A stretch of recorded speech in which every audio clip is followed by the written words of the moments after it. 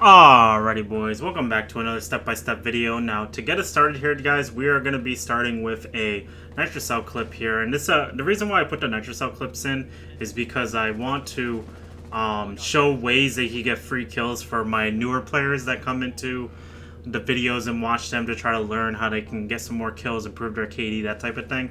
But long story short here, we're doing a bar setup. Now in this position, it's 3v3 position. I'm playing the top blue shield. So my goal here is that I want to hold this position, so I'm gonna go ahead and kill Ash that swings the piano double door using the shield there to get my kill. But at this point, it's a 3v2 position. I'm on the shield. I can force to play the shield, but my teammates call it as a guy Librarian. The other guy is pushing K9 window for top mez. So what you're gonna see here is that I'm gonna rotate myself to bottom lobby here, and then I'm gonna go ahead and nitrocell a guy for top mez here, and I'm gonna collect myself a freebie right there. And I just want to show that nitro because I feel like it's a very easy nitro that anybody could do.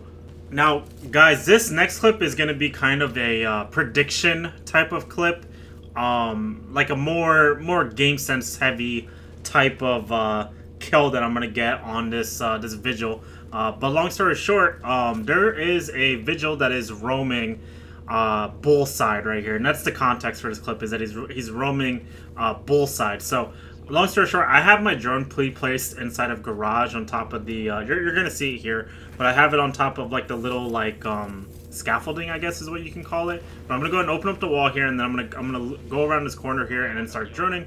And then what you're gonna see here is I'm gonna get myself in a safer position, then I'm gonna drone and then pause right here. You're gonna see there's visual scans, right? And these visual scans are important because it's gonna let me predict what the vigil is trying to do.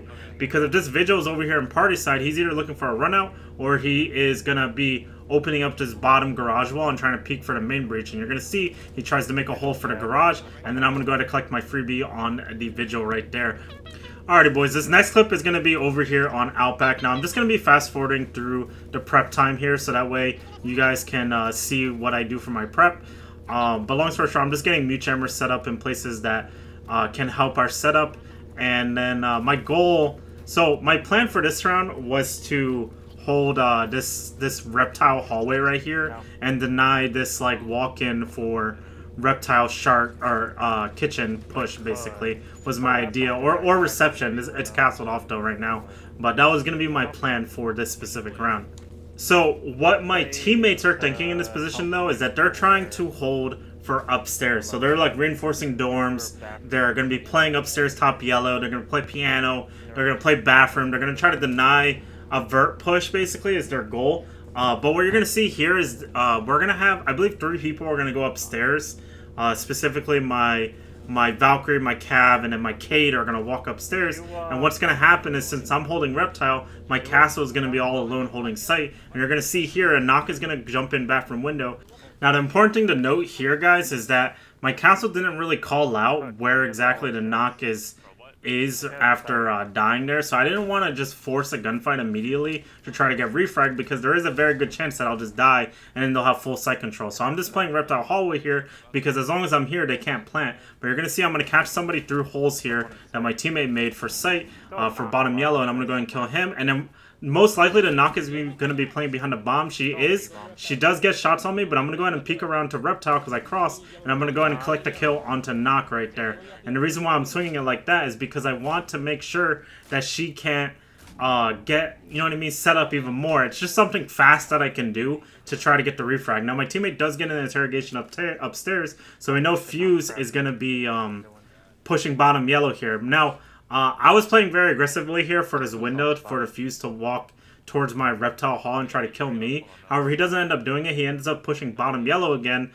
to try to make some kind of play happen. And what you saw me do there in the background there is I prepped my Castle. And the reason why I'm doing that is so that when he gets really focused on trying to push Sight, I'm going to go ahead and punch the Castle. And you're going to see me do that here right now. I'm going to punch the Castle, and I'm going to collect myself a freebie on this Fuse and secure the round.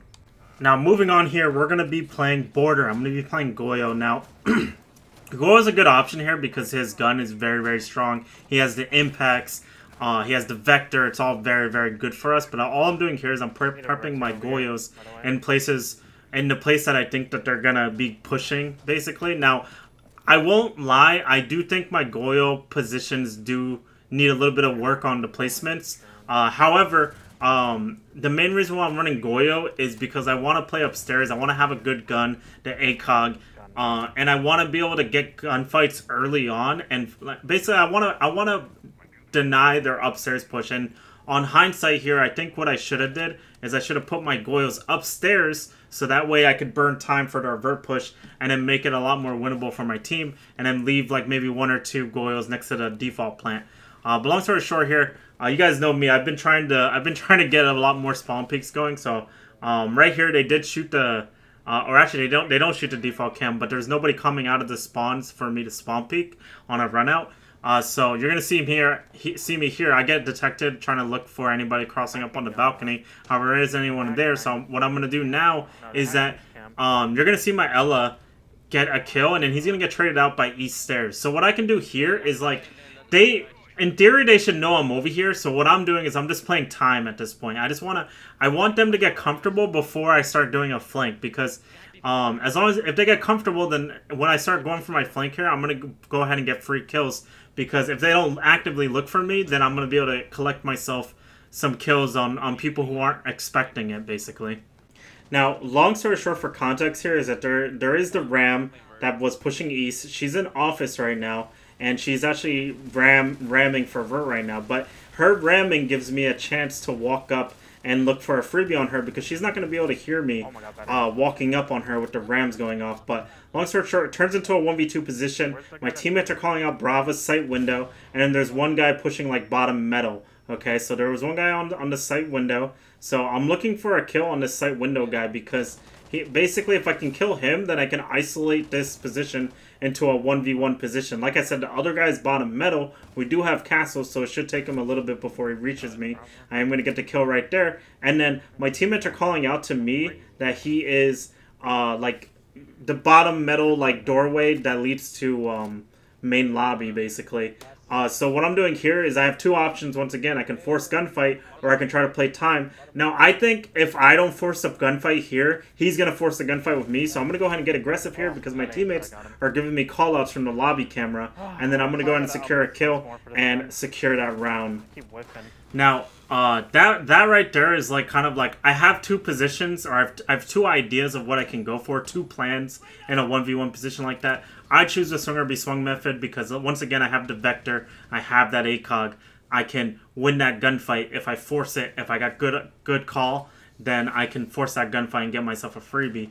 But long story short, this next clip, guys, is this team was being very aggressive for like a service lobby push. So what I'm doing here is I'm gonna be tossing a nitro cell for service door, because they keep trying to like walk in. This is what they did the previous round, is they kept walking in service. So I'm gonna do is I'm gonna toss a nitro, get myself a freebie on the guy pushing service here. And now I am playing SMG-11 here, so my gunfights are going to be very long, so I gotta make sure the shots count.